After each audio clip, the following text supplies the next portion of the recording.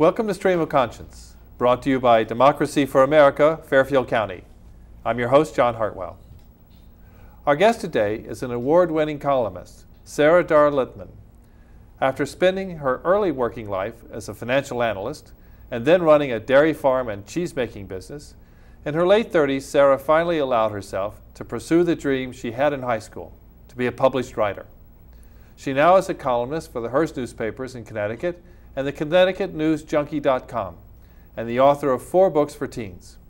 Her first novel, Confessions of a Closet Catholic, won the 2006 Sidney Taylor Book Award. But it's Sarah's political columns that we want to talk about today, particularly her view on the decline of the rule of law. I'd like to begin this interview with a quote from one of her recent columns. "Have we let the terrorists win?"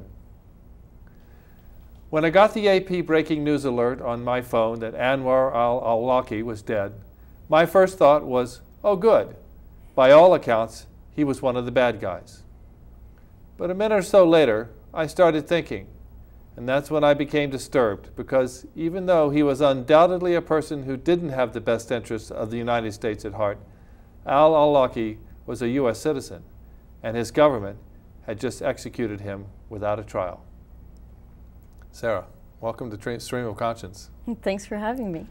So, clearly in the case of Anwar al-Awlaki, killed by a drone attack in the Yemen, an American citizen because he was born here, but someone who had declared himself an enemy of the United States and was actively working in various plots against the United States. He was killed. And you feel that this was a problem. Let's talk about that. Well, we do have this document that we have followed for the entire time since we've been a country, called the Constitution, and that between the Constitution and the Bill of Rights, that gives American citizens certain protections. Mm-hmm.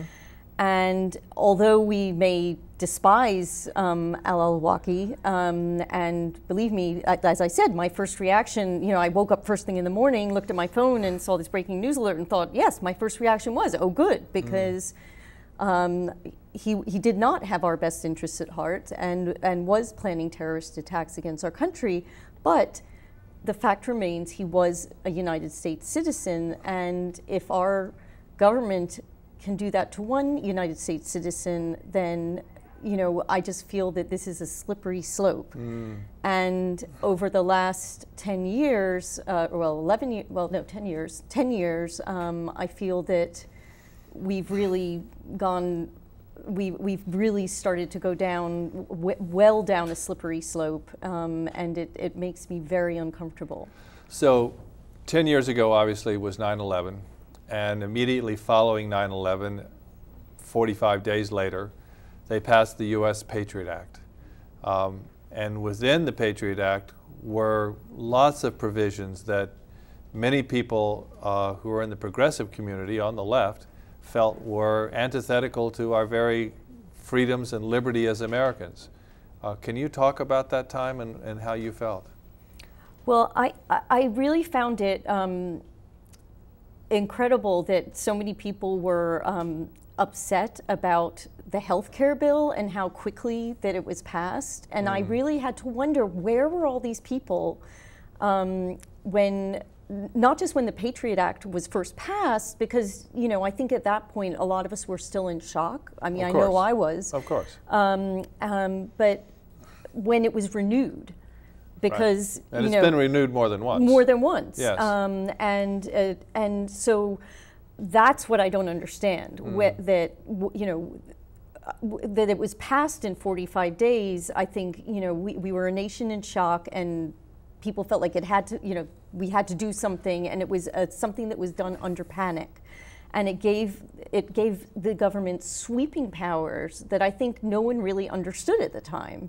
Well, actually, I think some people did, and what actually surprised me at that time, and I remember this, was, so if this is a reaction to 9/11 and to the attacks that we were under, how did they come up with all this stuff in such a short time and get it through the Congress? I mean, clearly to me, this had to have been sitting on the shelf somewhere. Somebody thought about this already, and then they said, "Oh, here we go. You know, here's the opportunity. Let's roll this one out." To implement it, yeah, I think I was probably a little more traumatized at the time. I didn't think it through that clearly, but definitely subsequently, I've been thinking, thought it through very clearly and have been writing about it, and it's probably generated some of the best hate mail I've had as a columnist has been about those sort of issues. So what are your major issues with the Patriot Act? What would you see changed, if not pulling the whole thing? What would you keep? What would you send away? Well, I think the whole idea of I think there's got to be more oversight, and because definitely there's got to be more oversight, and when. And the whole secrecy aspect of it. I understand. I'm the daughter of an intelligence. My father was in the intelligence business, and so I fully understand that there needs to be secrecy, right, and that we have to, that we have to be able to do things in secret. However, the whole idea of these gag orders, I mean, right, just here in Connecticut, we had the case of the Connecticut Four. Right. For librarians. For librarians, yeah, and God bless librarians. Really? I mean, as an author, what kind of security threat is in a librarian? Well, but the point was that librarians are like at the forefront of intellectual freedom, and they are at the forefront of preserving our civil liberties. Right. As Michael Moore calls them, the radical militant librarians. But in this case, they really were, because they were handed a national security letter, right, with a gag order for, and under the Patriot Act, that they had to give for all their patrons, not between a certain period of time on a certain day. So it was basically this huge fishing net. It wasn't just one particular person that they were looking for. It was all patrons that might have used, their system within a certain day, a certain period of a certain day. And that seems to have been typical of the kinds of the approach that the Bush administration especially took, thinking about now the wiretapping that was done illegally, and which was discovered before the election in 2004, but the Times sat on it for a year. Basically going to the telephone companies and getting them to set it up so that they could tap in, the government could tap into virtually anybody's phones without a warrant, and against specific legislation that had been passed long ago that said you can't do this sort of thing. Yeah, I mean, we had the whole FISA court, right, and they were able to, and they, the whole point of the Patriot Act was, we have to be able to do this in a timely way, right, but they were able to actually take action and then go to the FISA court. Right. So that whole argument was moot, as far as I was, I didn't really get why they had to do the warrantless wiretapping. But this whole idea of this whole executive power grab, yes, was very disturbing, is very disturbing. Still is. And what I find really troubling is that even our elected representatives who, before they're elected, say, oh yes, we're going to fight the Patriot Act, and then when we came up to the most recent renewal, I think earlier this year, when they were going to do a temporary renewal, and they renewed it for, I think, 6 weeks, was it, or a few months or something, and Chris Murphy, who had been a huge opponent of the Patriot Act, then voted for renewal, or for the temporary renewal. And I called him on it and said, wait a minute, how can you do this? And he said, well, we didn't have time to renew it properly. And I'm like, wait a minute, you knew about the sunset clause, right, it was written into the legislation from the last renewal, so what do you mean you didn't have time? You've right, had, how many years have you had to do this? And actually got him to go on the record to say, he wouldn't vote for it again. But that's what, it's like once it's there, there's this inertia, and that's what's so troubling about it, is once it's there, it's so hard to get it changed. It is, and it becomes part of the accepted fabric, and then the result is, to me, an erosion of the kind of liberty that the people on the right are always talking about, but don't seem to care about when it comes to things like the Patriot Act. Somehow, the idea of security, and the fact that, of course, it's not going to be used against me because I'm a good person. I'm not going to be, Although it's interesting because now that Obama is the president, you hear more sort of frightened rhetoric from the sort of Tea Party crowd about what the government might be doing. Well, there's always although it's not necessarily around the Patriot Act. Yeah. It's just the. Well, there's always been the black helicopter, Yeah. kinds of things. The United Nations is going to come and take us over. But it's even the census is going to be used to put you into Right. Whatever crazy thing Michelle Bachmann said, but last week or was whenever last week. The crazy du jour, So how do we balance this need for security with the constitutional rights that are written into the Constitution, but which actually do seem to get pushed aside anytime that there is a threat? And you look back in the Civil War, for example, and Lincoln tried to do away with habeas corpus inside the Union, and he got slapped down by the courts. And Second World War, Franklin Roosevelt has people of Japanese origin on the West Coast rounded up and put into detention camps. Clearly that was illegal, unconstitutional, but they did it, got away with it. Yeah. And here we have the Patriot Act, as a result of a reaction to everybody being in shock, but yet it seems now this one is sticking around for a while. What can we do? Well, fortunately, some of the there have been some court decisions that have rolled back some of the provisions, but unfortunately, what has happened in some cases is that when the government knows it's going to lose, they then drop. Like with the Connecticut 4 case, the John Doe versus Gonzalez? Yeah, John Doe versus Gonzalez. Once they knew that, they basically gagged them until the renewal of the Patriot Act in 2006, and then once that was passed in Congress, then the government allowed them to drop the gag order, because those librarians had lifetime gag orders, but once so basically the whole time that Congress was debating the renewal of the Patriot Act, they weren't allowed to speak up.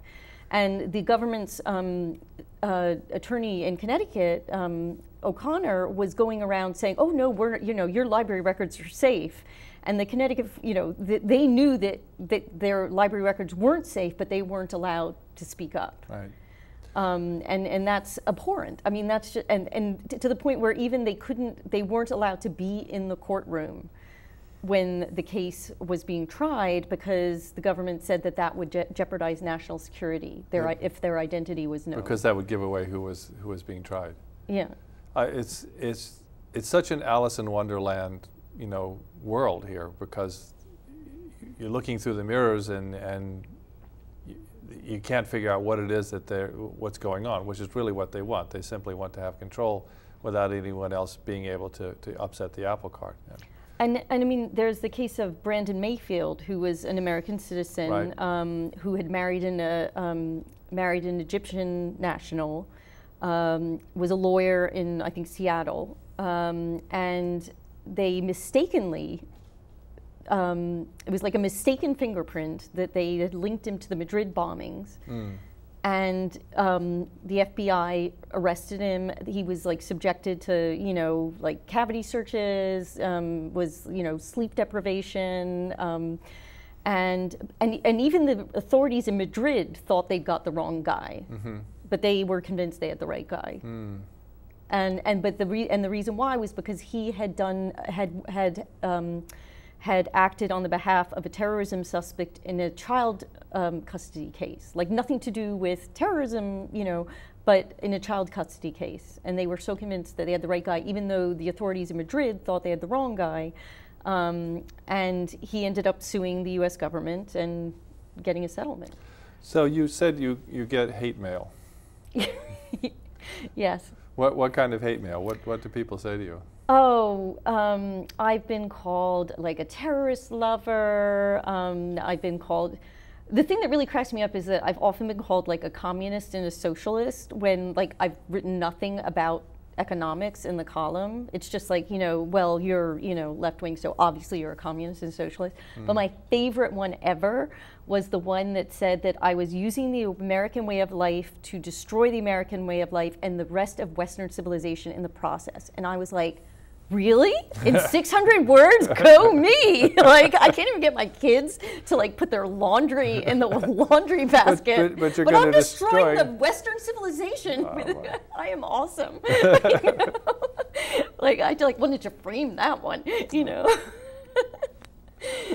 So what is it that brought you to writing in the first place? You clearly enjoy it, and your columns are very good. So thank you. How is it that you woke up one day and said, I really want to do this? What happened? I really wanted to do it when I was in high school. Yeah.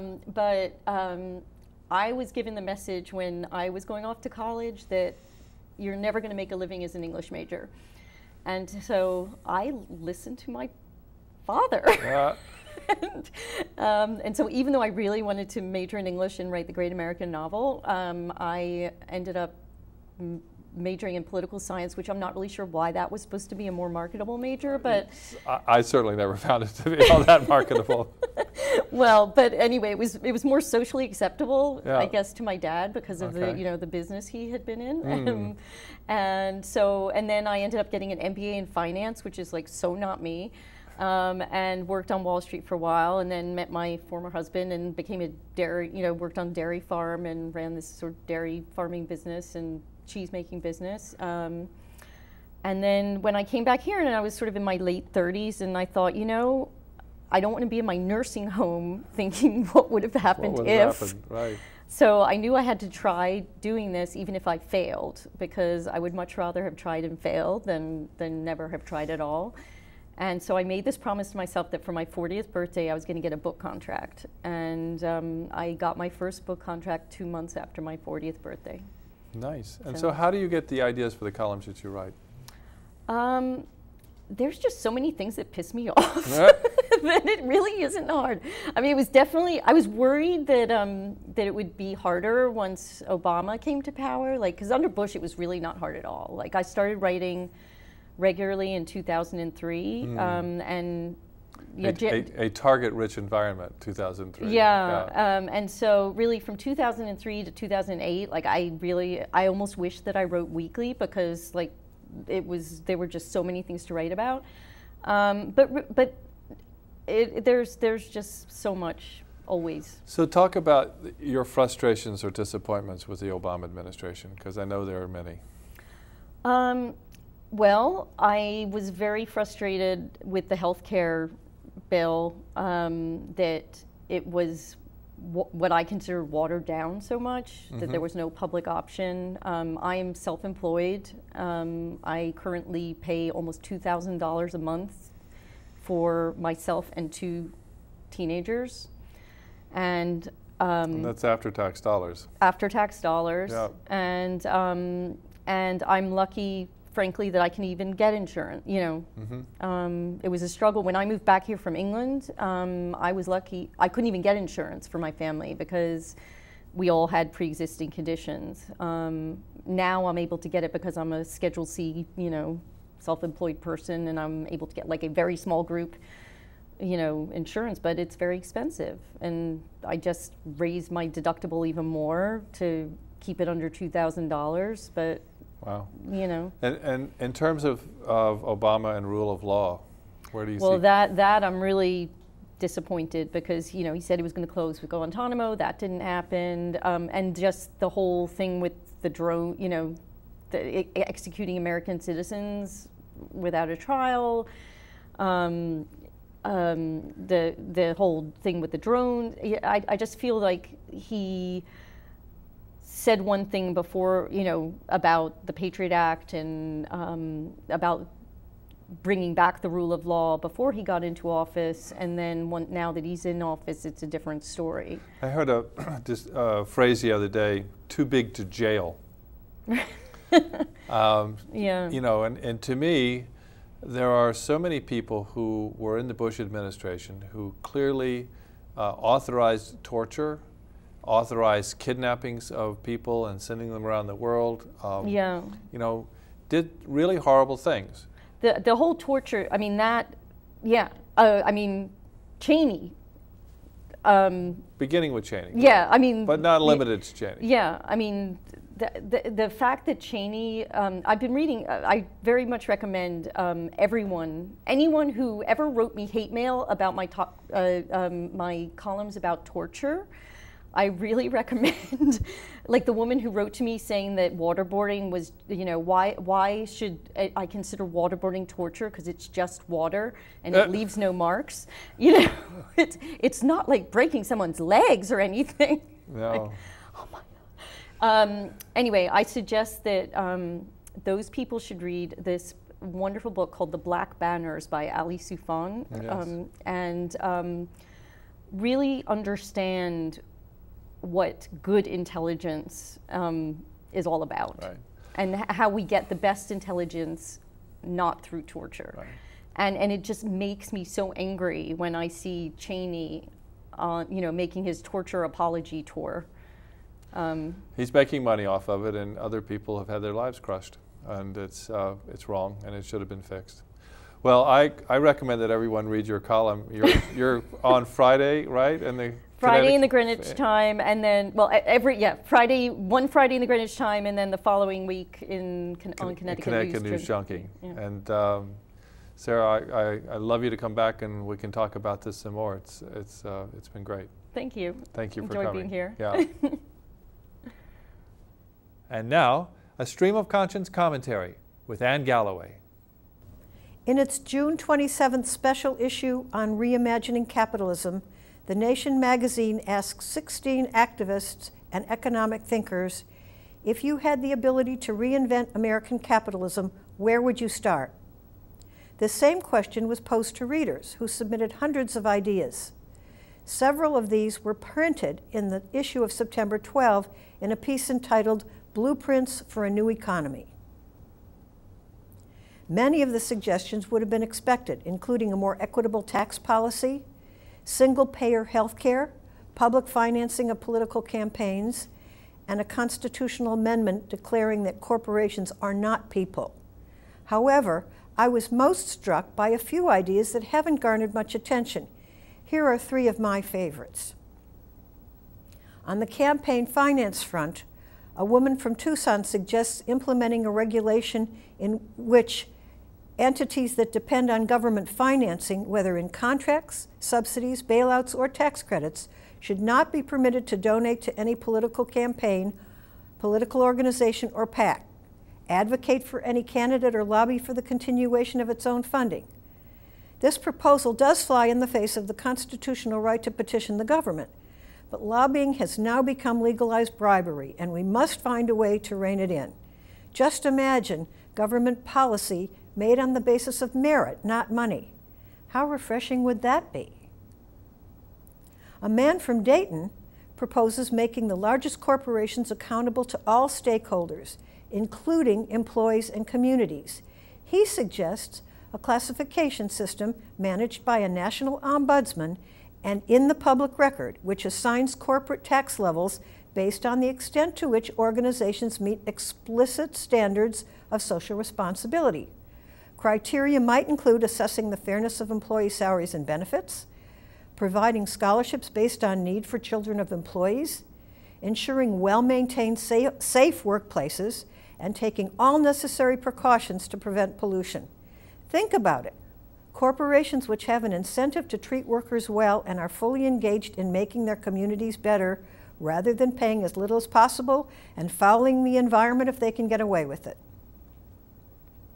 I particularly like this idea from a Jackson, Ohio woman. She suggests a surtax imposed on manufacturing processes that don't meet sustainability standards. The tax might help to avoid, and at any rate pay for, adverse environmental consequences such as those which occurred with the Exxon oil spill in Alaska, the BP explosion on the Gulf Coast, or last year's tragedy in the West Virginia coal mine. The nation's editor for this project summarized these responses. Generating a new agenda for the country begins here, determining what it is that we believe and then making ourselves heard. That requires the self-confidence to believe in ourselves and the courage to oppose the indifference of those who govern. It is not an easy task for sure, but this is how we will save the country if it is to be saved. I couldn't agree more. This has been a Stream of Conscience commentary. I'm AnnGalloway. Thank you for watching. That's our show for this week. We hope you enjoyed it. If you live in the town served by Cablevision from Norwalk, you can catch our show every Wednesday on Channel 88 at 6:30 p.m. If you're interested in learning more about progressive political action in Fairfield County, please check out our Democracy for America group. We meet the first Wednesday of the month, 7 to 9 p.m. at the Silver Star Diner in Norwalk. We always welcome new members. Remember, change is possible, and you can make it happen. This has been Stream of Conscience, and I'm your host, John Hartwell. We hope to see you again soon.